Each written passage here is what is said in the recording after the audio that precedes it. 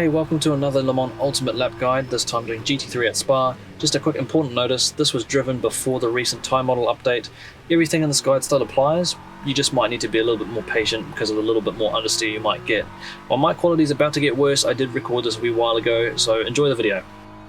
Down to the first turn, we're looking for the 100 board on the left there on the fence, or that Total Energies board. We're going to be braking a few corners before that board or alongside the 100 board. Braking hard and trail braking in towards the apex. We don't want to cut for all four wheels over the white line or it will invalidate our lap. But be sure to slow down the car enough here. You want to get a really good exit because you're going to carry your speed all the way to the end of the straight here.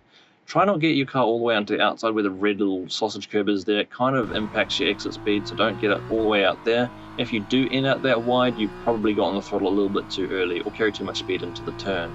For Eau Rouge and Rayon here, we want to be cutting almost all of the curb on the inside. Don't put all four wheels over the white line or that could invalidate your lap. You want to make this line as straight as you can, and there's a very fine line to get this as quick as possible. Don't go too much onto the curb, that can kind of bump you offline or unsettle the car, and don't miss the apex, that'll push you wide and it'll force you to cut the top here. At the top here, you can aim for the top of the curb. Don't go any further than that because again it will invalidate your lap. You want to keep at least two wheels on the white line, and now we're flat out all the way down the Camel straight. Now for the braking point here, again, just reminded that you might have to brake a little bit earlier in the other GT3 cars, particularly I think the Ferrari has the worst braking performance. But here you can brake a little bit after the curb starts. Other GT3 cars you'll probably want to brake as the curb starts. You'll have to experiment a bit there. Coming through this turn here, we're going to cut almost all of the curb. Don't touch the sand because going that far will probably invalidate your lap. By carrying your speed through here, don't carry too much speed in because you want to open up your entry line just a little bit for this turn to then drop your left side wheels on the inside of the curb. Carry a little bit of speed through here, be careful, the curb can unsettle you. Bring the car back to the left side of the track. We want to open this up as much as we can to carry as much speed as we can through this turn here. You want to lift off the throttle just very briefly to make sure the car can rotate enough for the turn. And then there's two ways you can take this turn. Carry a little bit more speed, go a bit wider and go around the curb, or you can cut all of the curb just like this. Make sure you don't go up onto the sand because that can ruin your turn there. And then on exit, don't touch the sand again. That turn we just went through, I feel like you could actually find a little bit more speed if you carry a little bit more speed a bit wider, but you can cut all the curb like I did there and it's not too bad. Here you want to brake as the curb starts, and then we're going to start trail braking into this slightly off camber turn here. You want to slightly double apex this turn, so right where I've got the green arrow is where you want to make your first apex. Don't want to drift the car too far out wide. You want to keep quite close to the inside, trail brake, let the car grip up again, and as the car starts gripping up again, we can get back on throttle. Bringing the car back to the right side of the track, we can touch the curb here and brake a little bit before that sign on the right of the track there, and not too hard on the brake. We want to carry a little bit of speed through here, making sure we get to the apex, because if we miss the apex at all, we'll go wide and it'll really hurt our lap time here. And don't cut the turn too much, obviously. And again, don't touch the sand, that'll cost you a bit of time, but use all the curb that you can. In fact, I think you can even put your left side wheels outside of the white line there. It's a very fine line, but don't touch the sand. Now down to Pouhon, this is quite a tricky turn. It's very easy for the rear of the car to let go here, but we're getting on the brakes just a little bit before that Toyota Gazoo Racing sign. We don't want to brake too hard for too long. We just want to trail brake in a little bit, carry some speed through, use the downforce.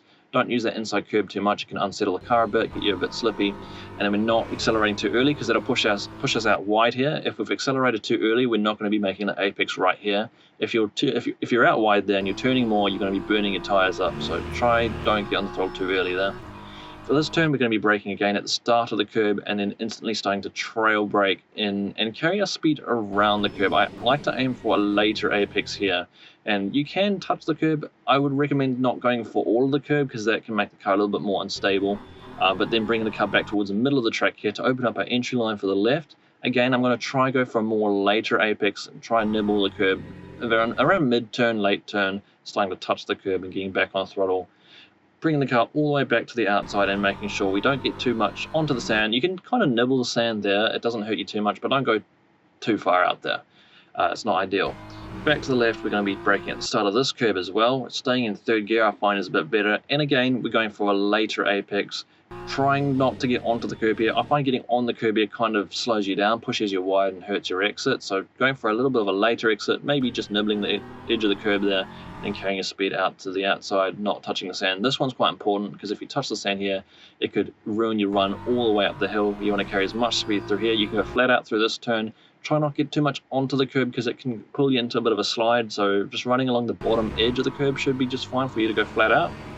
And just keep in mind, another thing is that conditions could change how you drive the track. There might be less grip on the track, and also if you're running on a full fuel tank, the car might behave slightly differently. You might have to brake a little bit earlier in some places, and just keep that in mind. This turn you can go flat out through. This exit right here, you can put all 4 wheels onto the curb, but make sure you're back 2 wheels within the white line before the end of the curb, or you'll get an invalid lap. For the BMW, you can brake just a little bit before, a few car lengths before the Avis sign. Other GT3 cars, particularly the Ferrari, are going to be braking a few car lengths earlier than that. For the final chicane, we can use the sausage curb on the inside a bit. Just be aware it will bounce a little bit. Don't go too deep into the turn, you'll cost yourself some time, and don't cut this turn too much, it'll bounce too much and become too unstable. Final turn, you want to touch the brake just a little bit, cut some speed off, and don't touch this final sausage curb because that one will ruin your exit, it'll get you bouncing around. Be careful on throttle on exit, and then on the final curb here, you can run all 4 wheels onto the curb, just come back onto the track in the white line before the curb ends.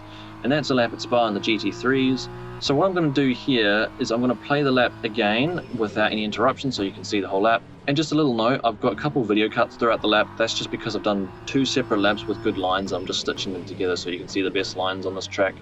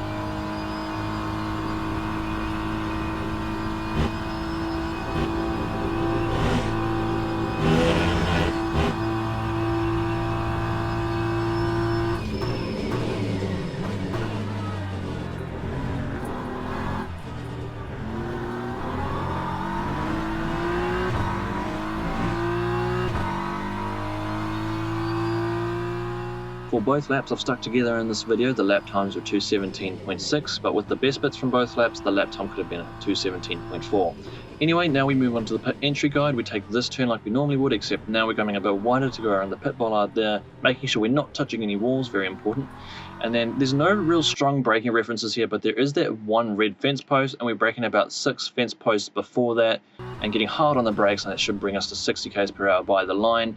It's quite tricky, that one, so try and get yourself familiar with the fence posts there and braking a little bit earlier than that red one and you should be fine. I hope this helps you out, and thank you for watching the video.